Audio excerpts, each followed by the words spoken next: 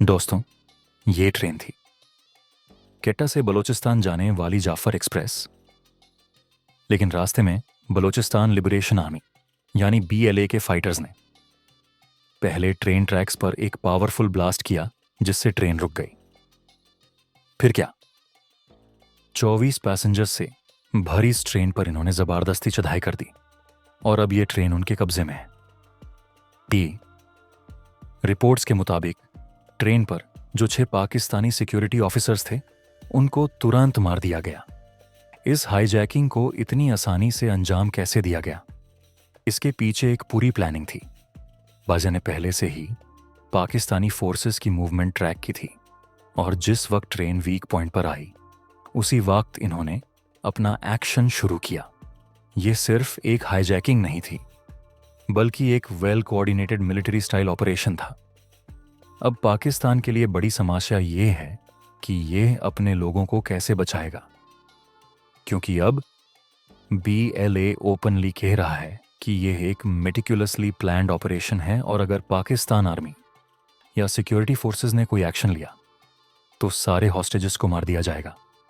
BLA की तरफ से एक ऑफिशियल स्टेटमेंट भी आ चुकी है जिसमें उन्होंने कहा है कि औरत और बच्चों को छोड़ दिया गया है, लेकिन पाकिस्तानी मिलिट्री और आईएसआई के लोग अब भी उनके कब्जे में हैं और यह साफ कह दिया गया है अगर मिलिट्री इंटरवेंशन होता है तो एक भी हॉस्टेज जिंदा नहीं बचेगा।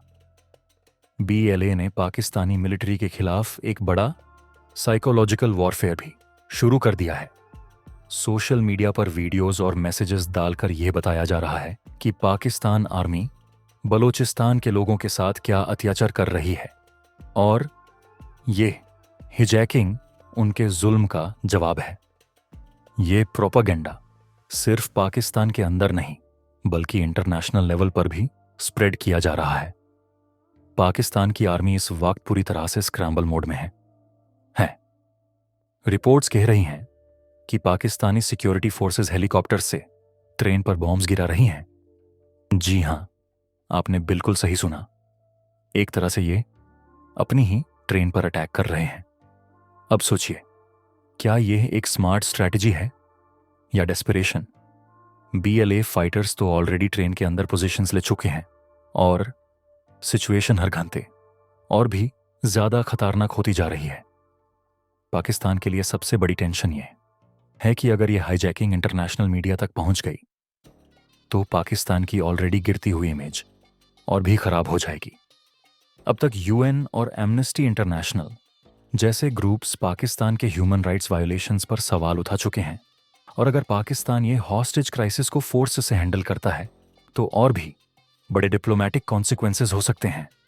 एक तरफ पाकिस्तान का कहना है कि वो टेररिस्ट से डील करने में एक्सपर्ट है, लेकिन दूसरी तरफ यह अटैक दिखाता है कि बलूचिस्तान लिबरेशन आर्मी कितनी पावरफुल हो चुकी है।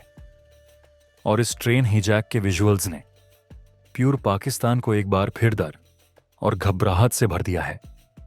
सोशल मीडिया पर वायरल वीडियोस दिखा रही हैं कि जाफर एक्सप्रेस को कैसे बॉम्ब ब्लास्ट्स से घेरा जा रहा है। पाकिस्तानी गवर्नमेंट के अंदर भी इस वक्त काफी कंफ्यूजन है। क्या नेगोशिएशन किया जाए या डायरेक्ट मिलिट्री एक्शन लिया जाए? पाकिस्तान की पॉलिसी मेकर्स इस वक्त एक दो राह पर खड़े हैं।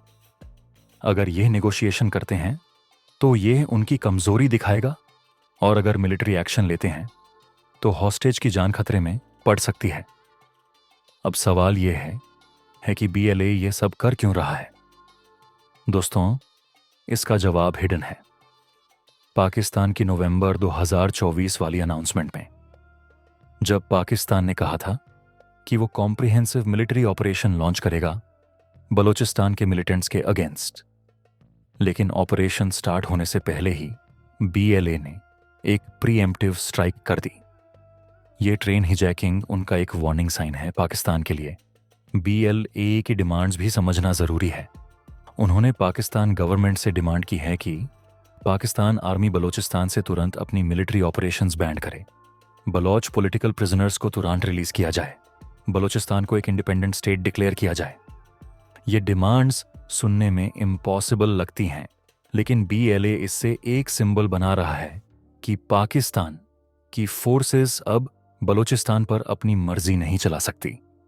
इस हाईजैकिंग का सिर्फ पाकिस्तान ही नहीं बल्कि पूरा साउथ एशिया पर इंपैक्ट हो सकता है।